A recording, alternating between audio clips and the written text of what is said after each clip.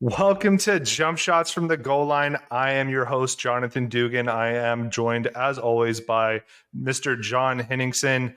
We are still doing our conference previews. We've already done the Pac-12. We've already done the SEC. And now we move on to the other power conference in college football, the Big Ten. Obviously, a lot of big things going on with the Big Ten, whether it's USC and UCLA moving over from the Pac-12 in a couple years, or just a Goliath of a battle in the Big Ten East. We brought on our in-house Big Ten expert, Ben Crownover, to do some of the heavy lifting today. Ben, how are you today, man? Doing all right. Very excited for this. Perfect. Now, John, I know just like we did with the other guests that we've had on for the SEC, we have a fun little activity for Ben today, don't we? Yeah. So, Ben, basically what we've been doing is we've just been, kind of tearing through people's social medias. Well, in this case, it's nice. We just know you. So we kind of already know what something that you love, something that's near and dear to your heart. And what we've been trying to do is just pair something that we already know you kind of have some belief in. And so we know you like barbecue. You like smoked meats. You're a cloth of the earth type man, or I don't know. I think I just made up a new term, but we know you love that. So what we're hoping you can do, and again, there's no rules to this. There's no right way to do it. There's no wrong way to do it. If you can just take a couple of some Big Ten quarterbacks, we're trying to get everybody introduced to the quarterbacks, and maybe compare them to meats or sides or whatever you think makes the most sense. But for example, if you think brisket is the creme de la creme. I already got ideas cooking right now. Well, great. Well, then, yeah. If you've had the slow smoke going, man, I'll let you fire away. I started switching recently from low and slow to hot and fast, and sometimes that doesn't work super well with barbecue, but it might work well in this scenario. So I'm going to start out with probably the cheapest cut, one of the ones that's most commonly used. I think whenever you're talking about, hey, I got people coming over, I gotta just throw something out there that's going to have a little bit of flavor, but isn't necessarily going to knock anybody's socks off. I'm going to go with tri-tip. I'd be curious if you guys could guess who the tri-tip quarterback of the Big Ten would be in my eyes. Oh, man. Probably a Michigan quarterback. Unfortunately, they got a little bit more talent. You wouldn't do it to your own guy, would you? No, I wouldn't. I can't. I'm going to go with Tanner Morgan, the I feel like 25-year super senior. Yeah, he's been around a long time. I get that. Yeah, that makes sense. I think the hope is with Kirk Ciarrocca coming back, he's going to get a little bit of that spice back in his life, and maybe they'll be able to throw a nice dish out there. Okay. All right. Let's see. Let's do a Talia Tagovailoa from Maryland. I'm going to do – he is going to be – it's going to be smoked wings. They can come out okay, or you can burn them, and it's the worst thing you've ever eaten in your life. If it's done right, you're blown away, and you're like, these are the best things I've ever had. And then you have the Iowa game where he throws 6 picks, and the spread is blown out of the water because you burnt them. You were going way too hot, too fast. Brisket's got to be C.J. Stroud. John, you kind of stole my idea there. Brisket is the best of the best. Low and slow probably doesn't apply here. It's the king of barbecue, and he's got it in loads. That dude is amazing. Okay. I don't want to leave out. Honestly, you have some really good quarterbacks in here that kind of sleep through most of people's reviews of good quarterback plays. It's the Big Ten. That's not what they're about. Aiden O'Connell for Purdue has done really well over the last couple of years. He had a 72% completion rate last year. I'm going to give him the pork ribs. I think that is probably fair to say. Really solid performance. I think he might have even led the Big Ten in completion percentage. I'd have to check to be sure, but I'd throw him out there for pork ribs. Sean Clifford, I'm going to do pork belly. It can be amazing, and then it gets hurt, and then the season falls apart. And then with Michigan, I'm assuming that Cade McNamara is going to be ultimately the starting quarterback. J.J. McCarthy, I'm assuming, isn't going to start over him after Cade McNamara got them to the playoffs. I'll give him the most important barbecue side of all because he's really just passing the ball off, or handing the ball off to Blake Corum, he's going to be mac and cheese. Is that fair? Not even a meat, bro. He's not even a meat. He's just a. I like that. Yeah, I like that. that was Hopefully that's perfect, fair. Ben. I think it's more than fair. I think you did a great job. Obviously, CJ Stroud would be the main dish, right? The absolute brisket. I love that. Great job, Ben. We sprung that on you last minute. You didn't get to prep for that, and I was a little worried. I was worried you were going to make me do country music singers. I'm like, I don't know that many, so I'm glad that it was something I had up my wheelhouse. Nope, we already got that one covered, man. You're good to go. So let's get into the meat and potatoes of the episode. I don't know if you caught my pun there, but we're gonna go with obviously the Big Ten, right? Like when you think of the Big Ten, there are some absolutely just classic, legendary, kind of like granddaddy of them all programs within the Big Ten. Whether you're talking the Ohio States, the Michigans, the Penn States, right? Nebraska's even in the Big Ten, and they're not even one of the great teams in the Big Ten anymore. But it's a conference that has, for so many years, has been relevant and has been very, very competitive. I would, probably gamble to say that most of our like grandparents watch Big Ten football at some point, right? And this year, when you take a look at it, it seems to me, and I don't know about you, John, but it seems to me that it's Ohio State and everybody else. Everybody else is fighting for that number 2 spot. It's kind of similar to the SEC, where a couple of our guests said, it's Alabama and Georgia and everybody else. Well, in this conference, it really does seem very top heavy with Ohio State. And then maybe you can make a case for like a Penn State, a Michigan, maybe Wisconsin comes out hot this year. Is that kind of how you see it so far this year, Ben? I mean, yeah, if you were to rank my biggest disappointments in my life, I'd say once Urban Meyer left, I had this glimmer of hope that things were going to change dramatically and that finally Ohio State would fall back down to earth. And Ryan Day somehow made recruiting better. They now have quarterbacks where they used to just kind of trot out the Troy Smiths, the JT Barretts of the world. And, you knew that they weren't going to knock you off the field with offense. It's a different team, and they're recruiting better and better and better every single year. I hate to say it is Ohio State's conference to lose, and there's always some hope. I think as a masochist like myself who follows recruiting all the time, hoping that we'll grab some people that could have gone to Ohio State. But for right now, I think for the next 3 years at least, this is Ohio State's conference. Okay. And then from there, like, who do you think is really, playing for that number 2 spot?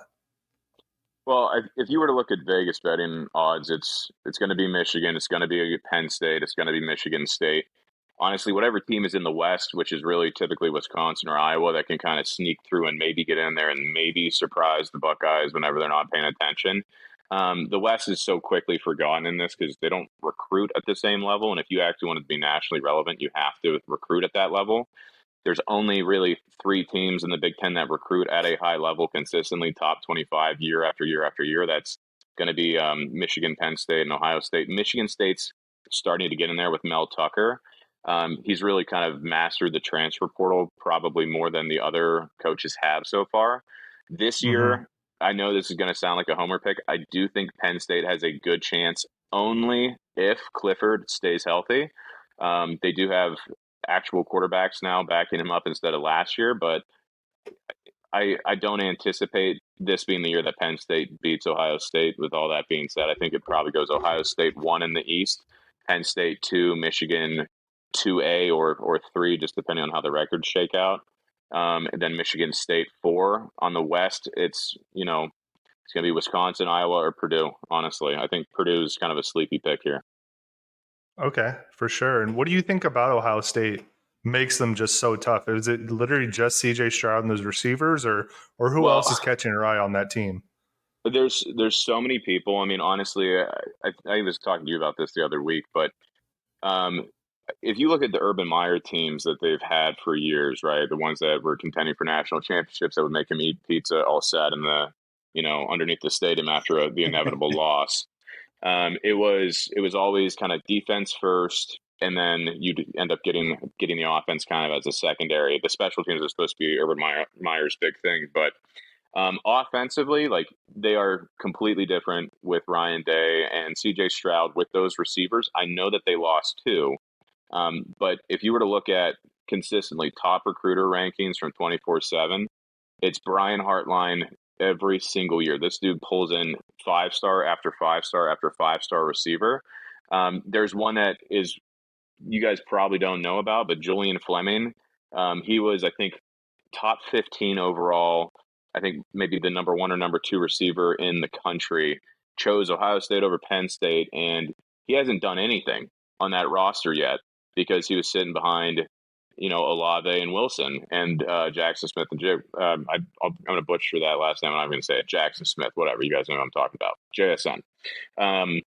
But Julian Fleming probably has a breakout year with CJ Stroud throwing to him.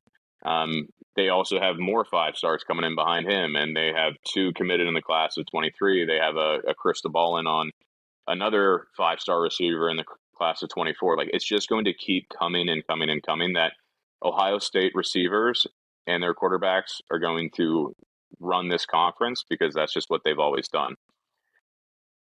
Yeah, I think you're spot on. I mean, it's pretty obvious, like, right? It's in college football. It a lot of times comes pretty simply. It ends up being chalk, and the reality is, as you stated, they recruit better at almost every position than most schools in the country. It's not just a Big Ten problem. Ohio State they're a national problem. Yeah, they really are. I mean, the interesting thing, so they did get rid of their defensive coordinator. They have Jim Knowles. If you were to look at the coaching carousel, Jim Knowles was this guy from Oklahoma State that everybody's like, hey, if you can grab him, this guy's a stud. And of course, what's Ohio State do? They go out, they grab him. So I think the hope is that he's going to make their defense better, where it's kind of been lackluster the last 2 years.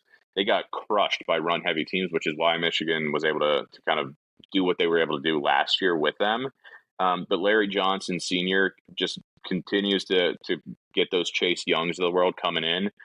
They do have another freak defensive end coming for him. Hold on one second. It is Zach Harrison. Pro Football Focus has him rated as the 7th best edge rusher in college football. Like they have consistently great defensive ends. The question is, can you run and pass on them well enough? You have to be an offensive team to beat them, and most Big Ten teams just don't have that. They just don't. They finally had to leave the Bosa family tree. They finally extended the recruiting. They found someone else to play the end. I was going to ask too. Because I know you're obviously pretty close to the Penn State program, so I just don't want to ignore it. What do you think it is about them that gives them a chance to be a sleeper? I mean, obviously Sean Clifford has some experience. When he's been healthy, like, they have been good, and he's looked very good. And so they've shown promise, right? I mean, they have talent, and you kind of mentioned recruiting. Like, they don't really struggle there. It just seems like for whatever reason they've been snake bitten and can't quite put a full season together. But let's hear the story.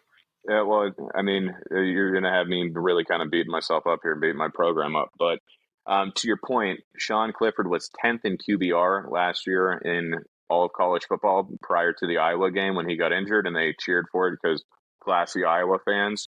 85th after.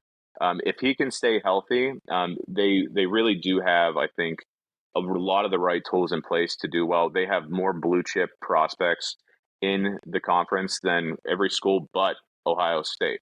And they do have the best secondary, I believe, out of anybody in the conference that can hopefully keep up with, with these receivers and CJ Stroud that are going to trot out there and just massacre every other team.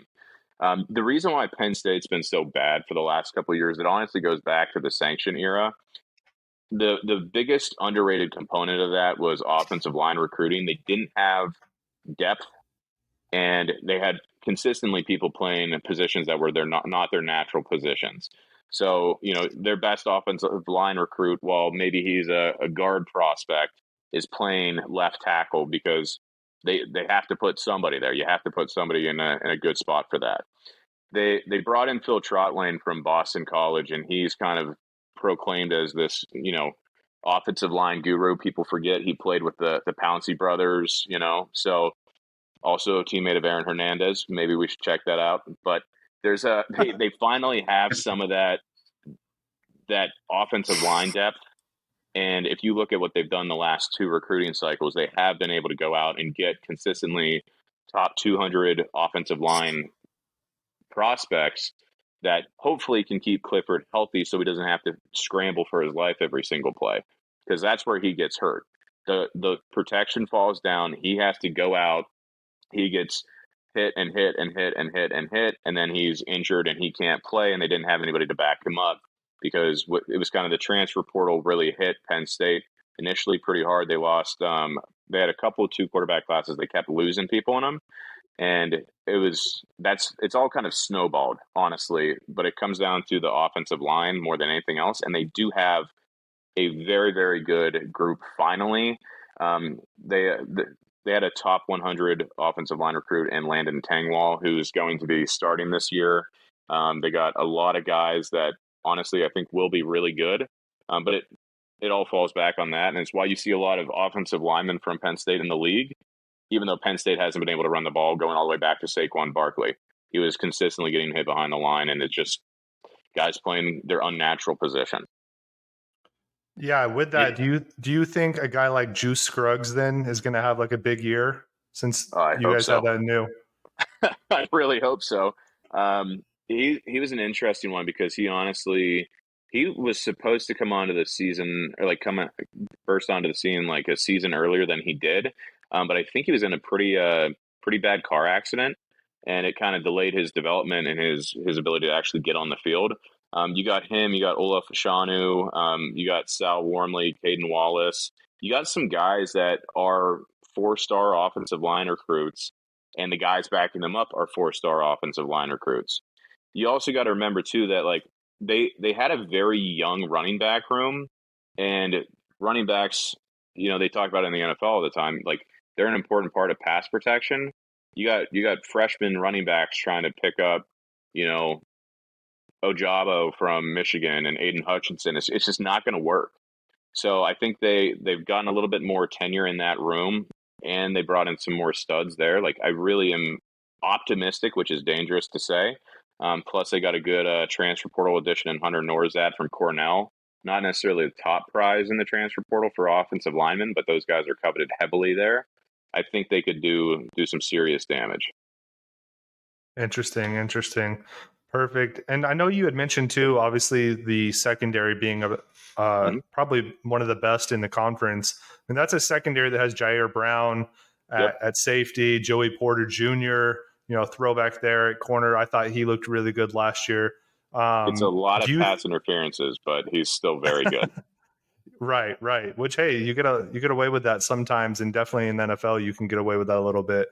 But do you think that you guys have the dogs in the secondary to stop what seems to be like arguably maybe the best wide receiver room in college football with Ohio State? They've been doing a really phenomenal job, honestly, in the secondary. You have Anthony Poindexter, who was widely considered to be the top dog to get the UVA spot whenever the season ended, and he stuck around for another year. He's an incredible safeties coach. It's why you saw Jaquan Brisker, go second overall. It's why you saw Jair Brown come back. Honestly, it was because Poindexter stuck around. So the safeties are going to be very good. I know this is probably like names that might not ring a bell yet, but as somebody who's watched the program for decades and decades of my life, like Keaton Ellis, Jalen Reed, Zakee Wheatley, they're not going to necessarily, it's inevitable you miss a beat when you lose Jaquan Brisker, but the next man up is really, really talented. They also brought in Tyrese Mills from Lackawanna College. So that would be 3 safeties from Lackawanna College that are high draft picks in theory. So they've done a really solid job on the secondary. Joey Porter Jr. is very physical, very fast. He's able to cover a lot of ground. Daquan Hardy, from a Pro Football Focus standpoint, is one of the best slot corners in the Big Ten, which is not necessarily a thing you think about all the time. But if you're going against 4 receivers and they're all 5 stars, you better have people who can kind of pick up those other guys, and that's what Daquan Hardy can do. And then there's a kind of a new name on the scene if you're new to paying attention to Penn State. Kalen King, one of the twin brothers, his brother Kobe might be starting at linebacker, but Kalen King is a animal. James Franklin has said that he's one of the best freshmen he's ever seen, honestly, play secondary, like most college ready freshmen to come in last year. He's expected to take that other starting spot opposite Joey Porter Jr. So I do think they have the secondary to do that. Honestly, it's going to come down to those guys can do really well. Manny Diaz's scheme is basically very, very blitz heavy. So they're going to need to get pressure so those guys don't have the inevitable breakdown, 5-7 seconds into the play. But they have some 5-star defensive ends, denied Dennis Sutton, Chop Robinson, who transferred from Maryland. You got Adisa Isaac and Smith Filbert, who are honestly very highly rated recruits. Like they kind of have everything you should need on paper to beat Ohio State if Clifford stays healthy. I'm dangerously optimistic, but I'm not dumb. I know that it's going to be an uphill battle. That is, just your depth of knowledge, Ben. I applaud you. Going deep on the Penn State roster. I love it. I have to know this stuff because it's the only thing that keeps me optimistic. I'll say one quick side. I am also not pro Iowa. What is your problem with Iowa? I can, if you don't feel comfortable sharing, I'll just tell you why I hate them. But what's wrong with Iowa? Let's talk about it. Well, they've always kind of ruined a lot of key moments for me in my life. I think I look back, might have been 2008. Penn State was undefeated, went into Iowa. Anytime you go to Kinnick on the road, it's just awful. They're horrible, horrible farm cretins, and I don't like them. But they've ruined a lot of Penn State seasons. They almost ruined the Fiesta Bowl season too. If it wasn't for Trace McSorley thrown to Juwan Johnson with like 4 seconds left in the back of the end zone to go up on them, like they are Penn State's true rival in the sense of if you look at what happens on the field. Those games are the closest of any. I hate playing them. The fans are classless. They get to compensate by having the wave to the children's hospital, but you booed every single injury. Frauds. You booed every single injury last year that happened. There were legitimate season-ending injuries that happened. PJ Mustipher out for the year, and they're booing him saying he's faking it. And then the only bit of karma that I got, the comfort that really hit me was their phenomenal defensive back after like their 5th pick of Taquan Roberson tears I think it was his ACL celebrating his pick. So I hate him. I hate everything about Iowa. Yeah, I'm a firm believer that Iowa is like the Iowa fans are the people that like in church like throw quarters into that little basket because they want you to hear it. But like, no, dude, that's not. No, it's supposed to be the soft stuff. But I'll just say too quickly my story about Iowa fans. Iowa fans came out. We're tailgating at the University of Arizona. We had a home and home with Iowa. They came out, and to your point, these people just animals. Like I've never seen like so. I have to assume, just based on my experience, that every Iowan pulls their pants down to their ankles at a urinal to pee. Now I don't know for certain that this is a fact.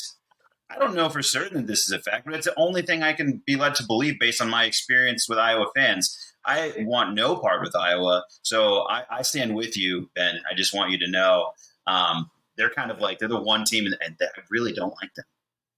Well, they also stole the Steelers jerseys, which is just kind of like it's a blatant ripoff besides the Hawkeye on the helmet. Like I can't tell you how many this might be the biggest thing is my mom, every time I'm watching the Penn State Iowa game, will come in and like into the room and be talking to my dad, and she's like, "Oh, are the Steelers playing?" We're like, "No, Mom, that's Iowa."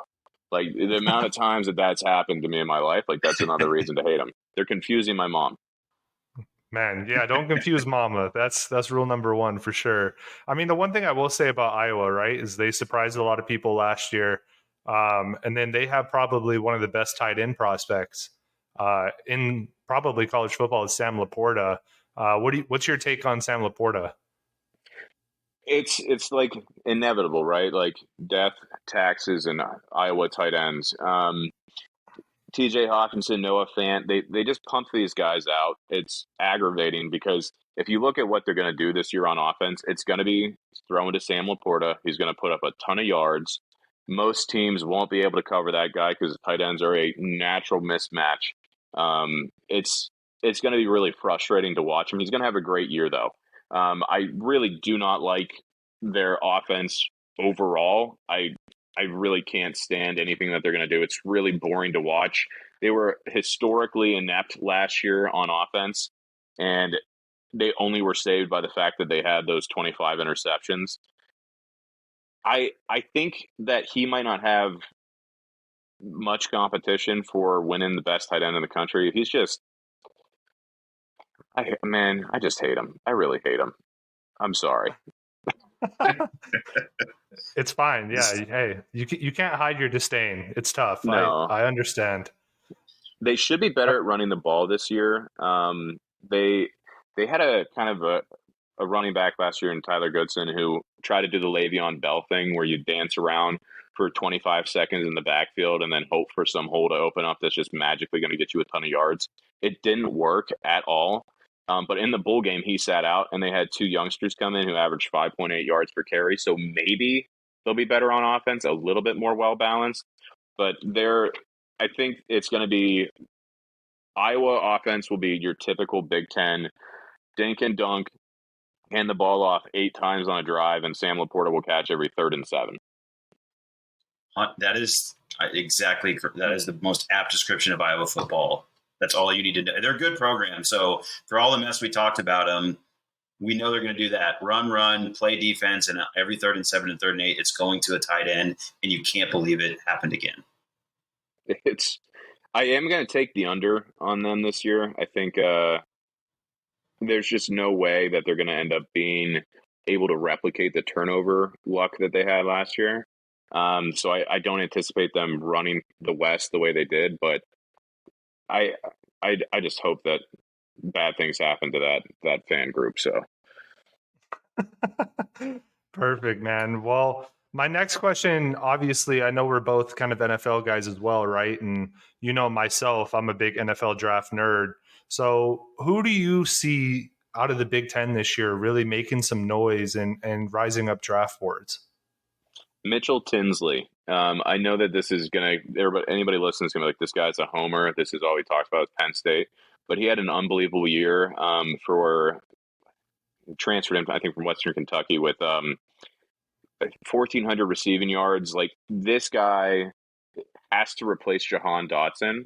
Parker Washington is a talented receiver for Penn State, but he's not the 150-yard receiver. He's more that guy who's going to have 12 catches for 70 yards. Mitchell Tinsley could be that guy who comes in, who a lot of people don't know about, and just has an unbelievable year catching the ball, hopefully tons of touchdowns. He's one that I look at, I'm like, this is a no-brainer. There's let me see here. I have a bunch of notes down. Give me 1 second. Rakim Jarrett for Maryland, another really talented receiver.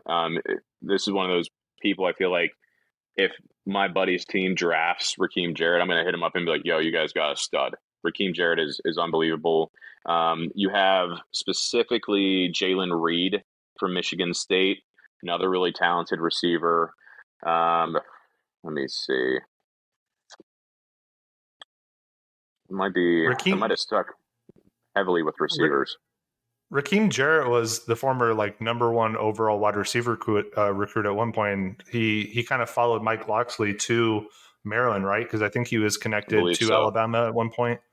Yeah, I'm pretty sure that's what his story is. I can try to look it up for you guys. O'Shawn Mathis, really talented edge player who ended up going to Nebraska. I don't know the last time Nebraska really had a good anything. But O'Shawn Mathis was a very highly sought-after transfer portal addition. It seems like one of the things that happens with the transfer portal that's a little bit different is, like, you look at guys like Arnold Ebiketie, running back from Michigan State. Jarek Broussard. Man, I'm watching this. Came over from Colorado. They just added him this year. I was talking about the running back last year. Kenneth Walker. Kenneth Walker, right? Like, it seems like the guys who maybe come out of nowhere and surprise the conference as a whole are those transfer portal additions. Because if you're as into the Big Ten football as I am, like, you watch a lot of these guys and you kind of know those names. The guys that surprise you are those guys who just appeared from Colorado or somewhere random and just show up and just light the conference on fire. Right. Yeah, I mean, I could totally see that happening too, specifically with Jarek Broussard. I know, just being a Pac-12 guy myself, he used to tear up Arizona like every single time we played him.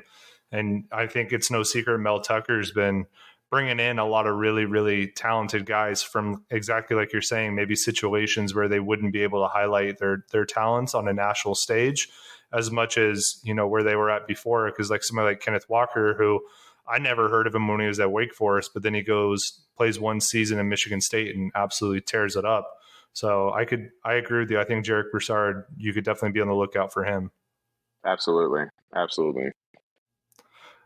And then looking at just some of the kind of the household names, right? Like who do you think can sneak into the first round? Is somebody, maybe like you mentioned before, PJ, Mustafa, or maybe, some of these other defensive linemen. I feel like it's every year that we see these big defensive linemen just tear it up. And all of a sudden, they're in top 10 talk, like a Zach Harrison, maybe, Yep. or a Mozzie Smith, somebody like that. Who do you see, really making some noise maybe on the defensive side?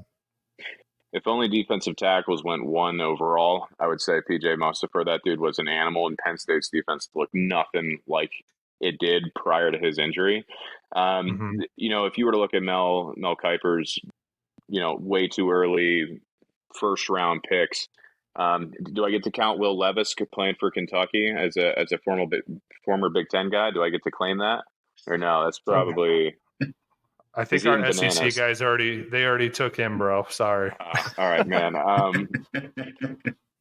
That's another. It drives me nuts that you just Penn State lets a guy like that go, who then ends up whatever. They picked the wrong one. I think whenever you're looking at who's going to make a big splash and sneak into it, Joey Porter Jr. is already kind of being labeled as one of those like top defensive back recruits. I do think he's got to learn how to play with his hands better, because he gets a pass interference call constantly. I don't think Casey Thompson would be draft eligible, but if Mark Whipple can do for Casey Thompson what he did for Kenny Pickett, there could be talks of that going up. Obviously, quarterback class is much stronger this year than last year. So I don't necessarily see him sneaking in there, but it's usually going to be a defensive end that nobody really heard of that's going to come in. It's not going to be a running back. Very, very rarely. You're not going to get a Saquon Barkley type guy. But I'm going to probably stick with, just Zach Harrison is probably the highest Big Ten player drafted. I did, other than CJ Stroud or Jackson Smith Najigba, like there's just a few guys that he has 5-star potential, and like 5-star is supposed to mean first round draft pick. He should be able to pop in there. Interesting. Okay, perfect. And John, I think you you have some questions about one of our favorite coaching personalities in the Big Ten, don't you? Yeah, but we always like to just talk about the personalities. We know, even as like closely as you can follow it, right, in college football, there's just too many players to name. So you end up focusing on these personalities and these coaches. So just like, what's your take on, like, do you wear khakis? Is Jim Harbaugh crazy? Are you guys one and the same? Or are you totally different people? Like, what's your take on Harbaugh, or feel free to talk about any coach that you just find interesting in this conference, because that's as much a part of it as anything else. I actually had a note down about Jim Harbaugh and drinking too much milk. I think he is so weird. People forget that he had a sleepover with a kicking recruit to try to get him to sign with Michigan. There's something off about this guy. He was going to get fired if they didn't beat Ohio State. And now that he beat Ohio State, he's going to stick around for another decade. He's going to ride off with that for a long time. I don't believe in wearing khakis predominantly because I don't want to go to Target and have people think that I'm somebody who's working there. I always get called out on that. Yeah, it's tough. Yeah, it's either that or Jake from State Farm. It's really tough. It's a tough look. It's a tough look. Harbaugh's an interesting cat, honestly. He people always kind of labeled him as like this guy who could recruit but like couldn't win the games. He's actually been struggling to recruit. They have one of the, I think they were outside the top 40 when I was looking at it the other day. It could obviously be wrong now, but like they're not really recruiting well coming off a year where they were in the college football playoffs. It's bizarre. I don't see him having long-term success. I want him to stick around because I think he's a clown and an easy dude to beat. But then again, they did make it further than Penn State last year. I do not like PJ Fleck. I think he is probably the biggest fraud in the conference. That row the boat stuff, it doesn't make any sense. You're gophers. You have nothing to do with boats. I hate everything about PJ Fleck and it's his bald head trying to look like Mr. Clean. Not a big fan. I really do like. I like some of these coaches more than others. I do think this is the year we see Scott Frost sail off into the sunset. He's probably done. I think you'll have more changes coming in. It's an interesting conference because you don't really have like some of these like huge personalities like a Jimbo Fisher at Texas A&M or anything like that. But you do have some of these very interesting guys who stick around for a long time. Kirk Ferentz. I don't like his team, but I respect him because he's able to do a lot with it. Paul Chryst just seems like a guy who belongs in Wisconsin for the rest of his life. Can't leave, just looks great in a sweater. But, Pat Fitzgerald at Northwestern, that guy could have had any job he wanted in the country, I feel like, but he wants to stay at Northwestern for some reason. There's just some weirdos in the Big Ten, and I love everything about it.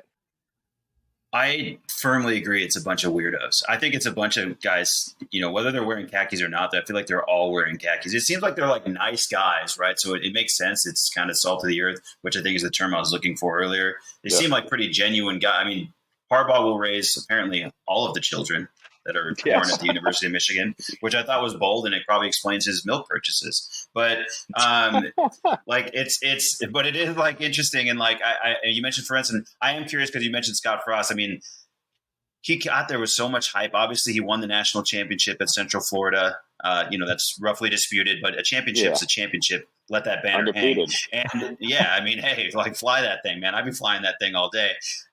He's obviously their darling there. He hasn't been able to turn it around. They were in a lot of games last year. So a lot of people making the claim, probably another shirt you can print, the best 4-win team in the country. Do you think there's any chance at all that they can turn it around and even just be a bowl team and save his job? And does a bowl even save his job? Maybe. Well, I think they can be bowl eligible. I would take the under on their win total. It's at 8 currently. But I do think they're bowl eligible, but Nebraska has this sense that it's kind of like Miami right now. Granted, it's a little bit different with Mario Cristobal at Miami now, but it's these guys who are looking at what they were able to do 20 years ago going like, we should be winning national championships. God dang it. Like it's just not going to happen there.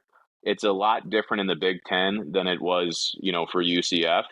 And he's able to finally kind of he has started doing some things with the transfer portal and getting some guys in there that, I think not Blake Martinez. Was it Blake Martinez?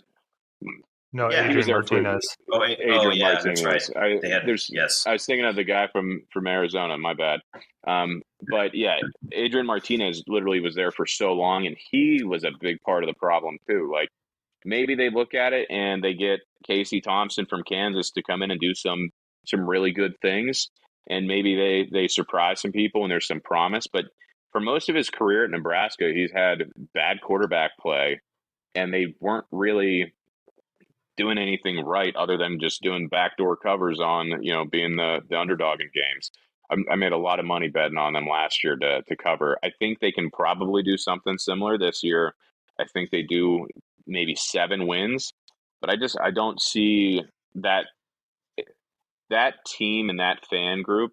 They care about what they used to be more than what they are now. And I think they'll just keep getting rid of coaches until they feel like they got that guy who gets them to the college football playoff out of nowhere. It's like, that's not going to happen with Scott Frost, in my opinion.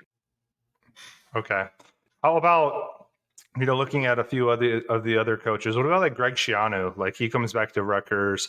He had them at least somewhat competitive last year. Do you think he can keep turning around what was once one of the worst programs in the country?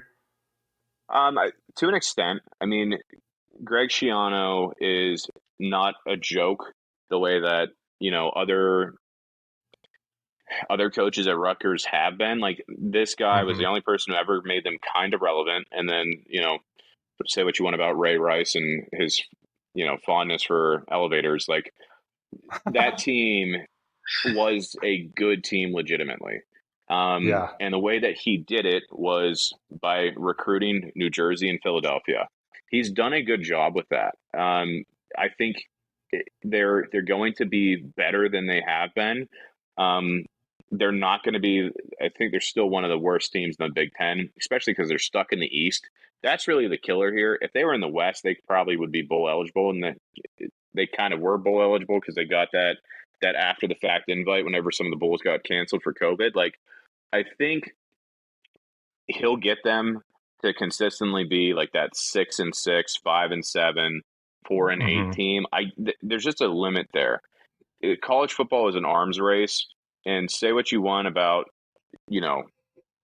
being close to New York City. I think most people don't really care in New York City about Rutgers football because they've been a doormat for a century at least. So Right.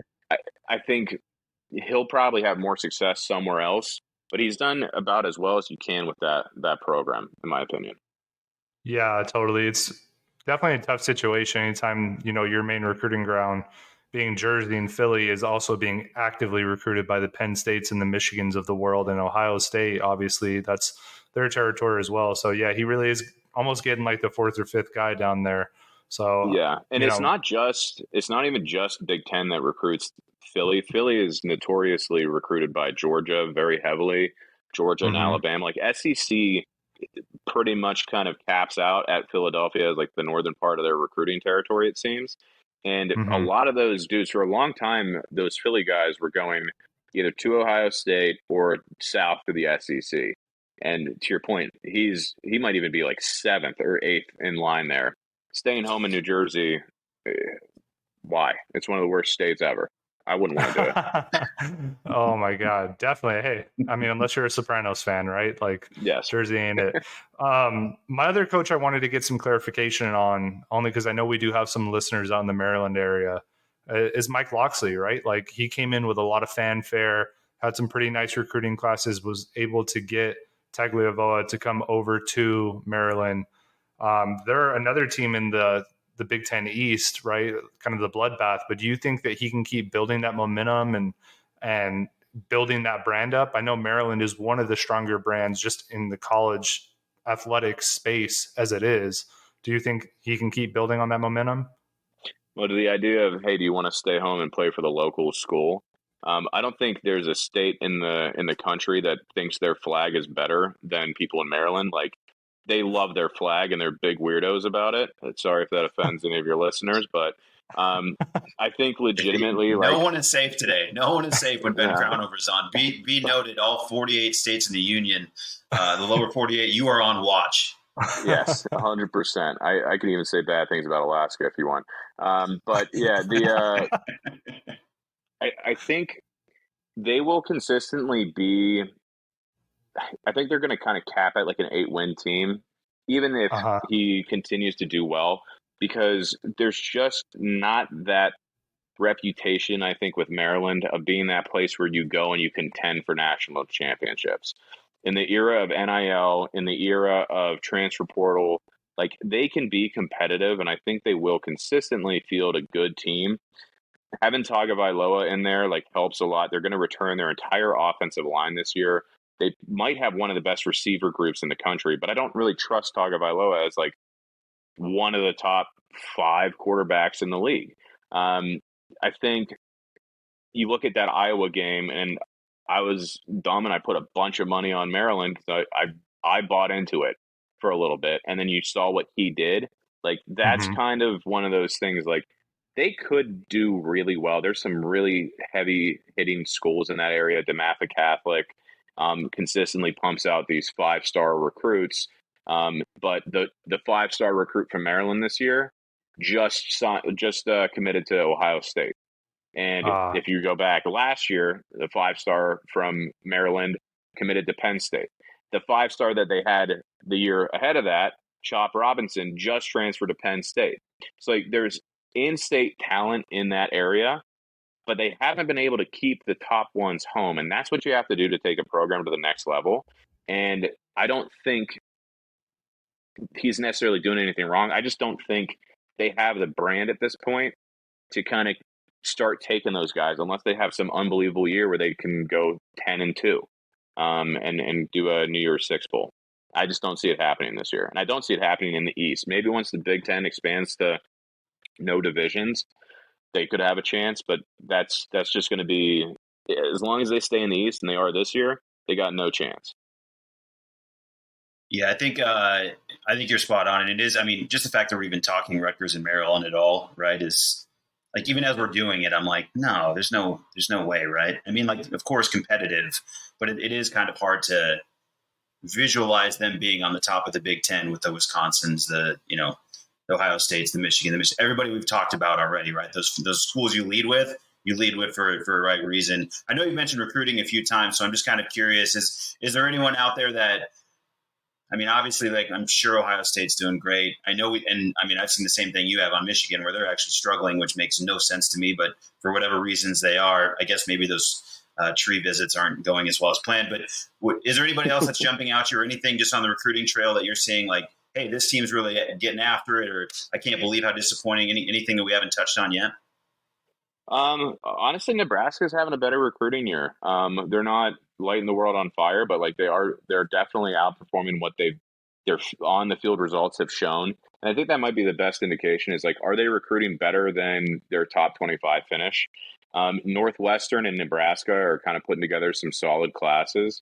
I think Northwestern had an interesting year because people expected them to be bad. People didn't expect them to be that bad.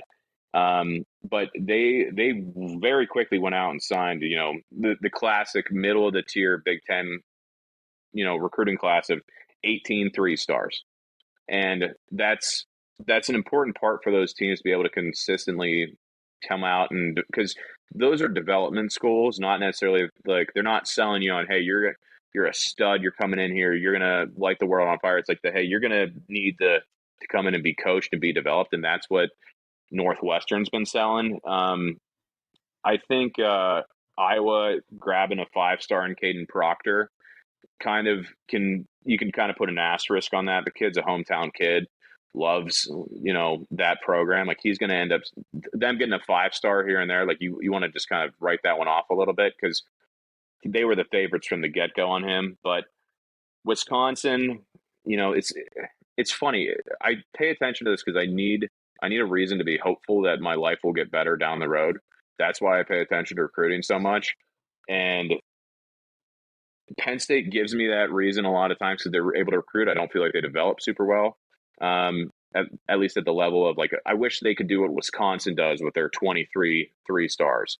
But Wisconsin and Iowa and all these programs kind of outside of the top 4, really, which are starting to separate with Michigan State and Michigan included in that. Like, everybody else is just kind of going to take that 3-star and turn them around. But Northwestern started out the year very quickly with a ton of recruits. And at one point they were sitting, I think, at 11th overall, just from the sheer volume. So, like, going fast means that they can just focus on the year. And I think Northwestern does have a much better year than they did last year. That's interesting. Yeah. I mean, and as you mentioned, I mean, Northwestern, it just depends. It seems like if they get quarterback play, then they tend to hang in there. So it's been a good developmental program for a long time. And I think everything you're speaking to pretty much rings true as what you see on the field. You're not getting wowed with a lot of those guys, but still plenty of good quality football coming from, those development of 3-stars. I want to touch on, too, something we started to lean on, and as we move away from legends and leaders, and boy, will we all miss that. But talking about conference expansion, just from your perspective as someone who's watched, Big Ten football your entire life, you had to welcome in Maryland and Rutgers for whatever that means. You may have cared, not cared, hated it, loved it, whatever. What does it mean to bring USC and UCLA? And I don't know, just anything just what are you feeling? I mean, this is your chance to take a shot at LA too, if you want to keep firing away. No, you're fine. It's been a long time since I've been in LA, so bad traffic. You're safe, LA. You're safe. Yeah, you're safe. It's funny. That scene in Billy Madison, wherever, like, he's like, the Steve Buscemi comes in and shoots the guy, and then Adam Sandler is like, man, I'm glad I called that guy. It's like, I'm glad that I'm a Big Ten fan right now, because legitimately I could be a Pac-12 fan or a Big 12 fan or an ACC fan, just sitting and watching my teams lose that power and my conference lose that power. Like, I'm so glad I'm a Big Ten fan, because it could be so much worse, and I'm very grateful for that. The interesting thing about all this expansion, honestly, is I've been listening to a podcast and somebody mentioned this, and I think this is a relevant point. Like, I think Maryland and Rutgers don't belong in the Big Ten, but the reason they did it was so that they could add in Maryland cable subscriptions to have the Big Ten network. They added in Rutgers so they could add the Big Ten network to New Jersey TV sets. Adding in, UCLA and adding in USC, like getting that California connection there, one, gives me something to bet on late afternoon, late evening, whenever I've already lost all my other money, which I'm super excited about. I think getting Notre Dame in inevitably at some point in the future is going to be great. What is interesting, though, is like what happens to everybody else after that.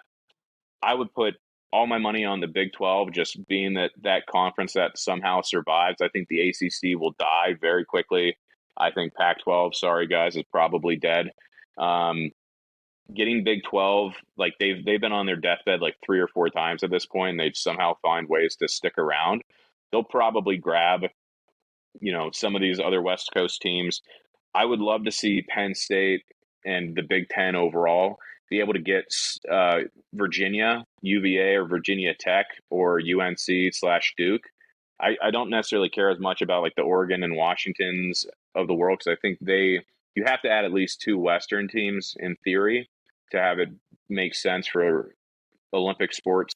But getting like a Virginia school or like a North Carolina, it just expands the recruiting footprint for all these programs, and that's really exciting as somebody who's into being hopeful years down the road. Like, I'll tell you, I think 2024 is going to be a good year for me. I'm excited.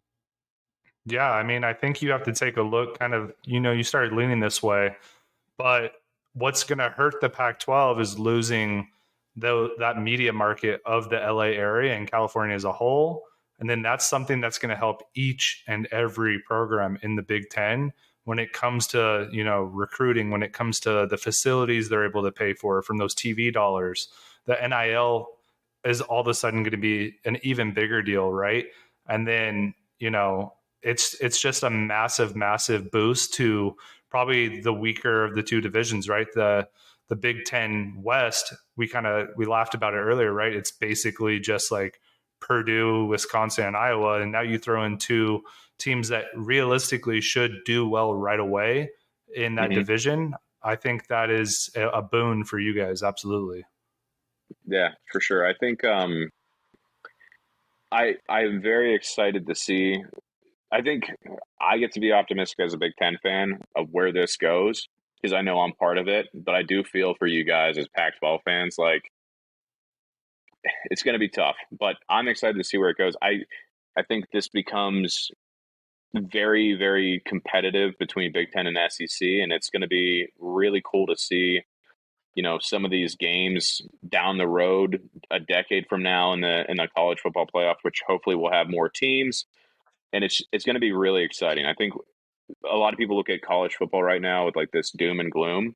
I don't think you should. I think it's alive and well. It's just changing very quickly from what our parents and our grandparents watched. Yeah, I totally agree. I think that like with the Big Ten, like what I want to know really would be like, what do you think that USC and UCLA are going to do when it comes to like the first year or 2 when they have to go, to Penn State, or they have to go to Ann Arbor and play those teams? You think that they're going to even be competitive right away? When it's 10 degrees, the road games will be very interesting to watch. I think it'll be interesting. Like, I'm not going to write off USC, because USC has always kind of been this power. But I I look back at like whenever the Big East kind of dissolved and a lot of those teams kind of morphed into the ACC, a lot of those schools struggled initially because it was just like a level up from what they were used to. I think USC in particular with Lincoln Riley probably won't have that much of an issue, but if I look back at Lincoln Riley teams over the years, and maybe this is a factor of him being in the Big 12, like no defense, only offense, shootouts galore. Like that could work really well if, you're playing against the Minnesotas. They got no chance. But then again, you don't get those big old farm boys in the Pac-12. So it's going to be interesting. Like I don't think that player profile for UCLA or USC necessarily match up well in the trenches, but I think the skill players are going to be unbelievable. And I do think from a UCLA standpoint, they're probably not going to do much. I think that's more of a basketball addition than anything else. Yeah, we had Chris Gordy on from Locked On SEC for one of our SEC previews, and he kind of said the same thing about Lincoln Riley-led teams as they do really well throughout the regular season, and then as soon as they have to play a team that has any level of defensive tenacity, they get kind of shit pumped there at the end. And when I look at the Big Ten, like that's what you guys, the running joke between John and I is you always bet the under on Big Ten games because it's always a defensive like masterclass. I think it's going to be kind of tough sailing until Lincoln either changes up his style a little bit to incorporate some defense, or he can recruit those guys with a new recruiting ground. It's the reason why Wisconsin's always so hard to beat. It's a 6'8" farm boy from North Dakota who nobody's ever heard of that just is going to push people around. It's a physically different conference, and the players will have to match up, or he'll have to find a way to kind of reinvent the wheel. It's going to be really interesting to see. And I think there's going to be a nauseating amount of people talking about USC playing in Michigan State in November when it's 10 degrees and it's snowing. It's going to be hilarious. Yeah, I mean, not even just – go ahead, John. Oh, I was going to say, I'm like, yeah, I think that's going to be like that storyline is going to go back and forth because there's already the Rose Bowl. So does that hit through? And which is what I do think is cool and why this doesn't like completely discuss my belief in what college football should look like. Like we all know it's going to change as you mentioned, Ben, and you just kind of have to roll with it. Like I think it's in good hands. College football is still the best thing that ever happened to all of us. However they shape the conferences is whatever. But it is going to be talked ad nauseum about, whether, USC and UCLA are going to get pushed around. Are they big enough? Is it, can they play in the cold? Like that is going to be the storyline that is like pounded into the ground over and over and over. And the Pac-12 has done really well in Rose Bowls, but that is a very different situation to play in LA in a one-game scenario when you had a couple weeks to prepare versus, how much do they actually have to change their roster to play week in, week out, a different brand of football. So that'll be interesting to see. I think, we get 15, 16 Rose Bowls a year now for the first couple of years. Yeah. It'll be a lot of fun. Every one of those and great uniform matchups, right? Plenty of good uniforms in the big, tons of great uniforms in the Big Ten, and USC, UCLA are beautiful uniforms. And so I'd love to see them in the snow. This should make for some great football. I can't wait. It's going to be really exciting. I will be interested to see because Notre Dame as this independent kind of gets to sleep through a lot of this stuff, but Notre Dame is getting better and better and better right now. And if they join the Big Ten, that's going to be an immediate problem for everybody else. Like Marcus Freeman has done something with that program that Kelly could not. And it's going to be really cool to see. I just hope that Penn State doesn't have to play him much. And I want them in the Big Ten, but Notre Dame is going to be a power for a long time. Interesting. Yeah, we had Chris Gordy on, like I said, and he kind of said the opposite. He didn't think Marcus Freeman was going to do a whole lot at Notre Dame. So it's interesting to hear you say that. What do you have backing that? What do you think he's doing that's so impressive? It's going to be recruiting, man. That's what it comes down to. Like, other than Alabama and Ohio State, I think they have the third highest average rating per recruit in the 2023 class. They're currently sitting number 2. that will be 3 years in the top 10. If you can do 3 years in the top 10, you're going to be dominant. Quarterback play is the ultimate decision maker here, but like they are up there with Alabama and Ohio State for average player rating that they're getting in right now. Oh man, that's bad news bears for your Big Ten if they do in fact get the invite then. Yeah, well, then the TV dollars go up and better facilities, and you keep getting more and more and more. Like, it's a give and take. Like, I'd rather the Big Ten just have all the power in the world and then just hope that Penn State can somehow swing their way through it.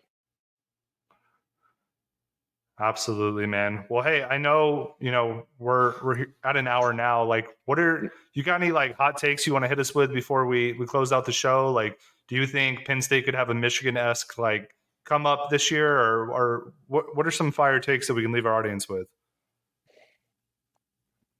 Bishop Sycamore joins the Big Ten in, I think, August. No, I actually did watch a Bishop Sycamore game last year. It was very interesting. It was before all that stuff came out. I think Penn State can honestly make some noise, but that's a homer pick, and I think anybody listening would probably like, oh, he's going to say that. I think Purdue could be the team in the West. I think Purdue will be in the Big Ten championship facing off against Ohio State. Okay. And what do you think Purdue's got? Yeah, that's pretty hot. It's been a while since Purdue's been hot. So that's pretty, I'd say that's pretty hot, even though I do see some people that like them a little bit. So yeah, what do they got cooking here? Well, it has a lot to do with the rest of the West. They really, there's not a lot happening there. They did lose pretty much their top 3 receivers to the NFL, but they were the only team that really understood that they could do something different than just run the ball, and then punt it occasionally. They were 1,400 yards higher in passing yardage than the second highest team in the West, which was Nebraska. Like, they are a pass-heavy team, which it's just different. In the West side of the conference, I think, is going to have kind of a down year. I think Wisconsin will have a good year, but Wisconsin always kind of implodes. Like, I think if Purdue does beat Penn State week 1, they have a very favorable lineup going up to Minnesota, I think in like week 7 or 8. Like, they just have a favorable schedule. The West seems down. And I think Wisconsin, while having a good year, like, their quarterback play last year was also kind of like up and down. Like, I think this could be that kind of off the wall prediction that could actually happen. I like it. So there you have it. I mean, if it's not Penn State, maybe Purdue's the team to watch. Honestly, Ben, thank you like so much for your time, dude. We really appreciate it. We needed some support on the Big Ten. Because as you know, I mean, and this is why I really love your takes on the Big Ten is, it's a punting league. I mean, it's been a punting league and will continue to be a punting league. It's the 3 yards in the cloud of dust. And that's why we love it, right? At 9 a.m., that's what suits me here on the West Coast. I don't need to see too much offense. I'm just trying to ease into my day. Just give me beautiful colors and then I pray for snow. But thank you so much for your time, man. You've been an awesome guest. Hey, thanks for the little hot takes. If there's anything else you want to add, and of course, we're more than sports here, as you know. Like, we talked barbecue. If there's another state you want to fire off and attack, I mean, we don't know where our listeners are. So if you are an Iowa fan, we're very sorry, and we didn't mean anything we said. Wink. But if there's anything else you want to get off your chest, the time is all yours. And if not, me and Dugan will get out of your hair and let you live your life, man. Yeah, give me your top 3 worst states, because it seems like you got a bone pick. I got a lot of opinions. I was actually wearing my worst state ever shirt yesterday. That has Ohio on it. So, I mean, Ohio, there's nothing there besides Columbus. Cleveland is a dumpster fire, an absolute waste of space. Blow it up. There's nothing good there besides the number 1 quarterback recruit last year in Drew Allar, who went to Penn State. He's out of there now. Blow it all up. Nothing else of value is going to come out of there. I would say New Jersey is obviously pretty atrocious. And then can I just trash the city of Philadelphia too? Like, it's the worst. Like, Pittsburgh, so much better as a city than Philadelphia. Philadelphia gives Pennsylvania a bad rap. So we're taking Permanentes over cheesesteaks. I mean, Permanentes, they sold out. If you get Permanentes outside of outside of the city of Pittsburgh. They don't use Mancini's bread. They actually were bought by P.F. Chang's, by the way. And P.F. Chang's is trying to take them around the country. What does a Chinese fast casual restaurant know about good French fry loaded sandwiches? Probably not a whole lot. They don't use the right bread, and it has to be Mancini's Italian bread. Shout out Pittsburgh Bakery. It changes everything. Cheesesteaks can be fine. Omarosa rolls help a lot, but having Permanis is losing quality, but they're still better than cheesesteaks. P.F. Chang's doesn't have the grit necessary to make a good French fry loaded sandwich, is what you're saying. No, yeah. The P.F. Chang's manager does not carry their lunch in a pail bucket for sure. Like, right? No. Like, isn't that you guys have to, a Pittsburgh man has to carry his lunch in one of those things, right? Like, you can't eat any other way. Wearing a hard hat. A true Yinzer only has, they actually send their children to daycare with lunch pails that you would see working on the, in the steel plants. They don't make like Paw Patrol lunch boxes for little kids in Pittsburgh. No, they don't go to daycare. They don't go to daycare. Exactly. They go to U.S. Steel, right? That's where the Yinzers get their grit. Exactly. Shout out Pittsburgh toilets. I can talk about a lot of stuff, but I'll let you guys go. I appreciate the time. Honestly, it's been a lot of fun. I was telling you, Dugan, this is my full ascension into being the 30-year-old white man living in the suburbs of America. What else am I going to do besides hop on a podcast? So, that's right. But, can I throw one other thing out there? Yes, you can. Go ahead. The best bet in pro football is immobile quarterback rushing overs. Specifically, I'm thinking like Kirk Cousins, because he's usually going to get like 4.5 rushing yards as his over-under for every game. That's one play away. It's electric. It's like an anytime touchdown. Trust me and bet on it. You guys won't regret it. You heard it here first, listeners. Ben Crownover says the immobile quarterback rushing yards. Bank it this year. Hit us with your bets. Let us know if it's a winner or loser. Guys, you can follow Ben on Twitter at BILFDaddy. That's right, at BILF Daddy. He's got some fire takes on there. He's going to be joining us every so often for obviously some gambling advice, things like that we plan on bringing this year. All three of us like to play, the FanDuel, the Barstool Sportsbook, that kind of stuff. So you'll be getting that kind of advice from our very own Ben Crownover this season. So be on the lookout for him and give him a follow. Outside of that, John, do you have any closing thoughts? No, just that, Ben, you're welcome anytime to come give opinions on anything because you bring them. So thank you. I don't know if I agree with everything. I do. I think I agree with actually a lot, which has me concerned. I guess I am fully also into 30-year-old white male podcasts. I think I learned a little bit about myself, certainly a lot about you. And yeah, please do come back because, you had me laughing, man, and it's always good to have opinions on a show like this. I appreciate you guys. I'll talk to you later. No problem. All right, guys, be on the lookout for our next episode. Following this one, we will be highlighting the Big 12. We'll be going over all of that conference realignment and who's going to be bringing the noise this year down in the Big 12. So keep your eyes open for that. And again, thank you, Ben. Please rate, share, listen to this podcast. And please leave us a 5-star rating if you liked it. It helps the podcast out a lot. And other than that, please follow us on all the socials we list every episode. You can find us on Twitter, Instagram, and Facebook. And with that, we bid you adieu. Goodbye.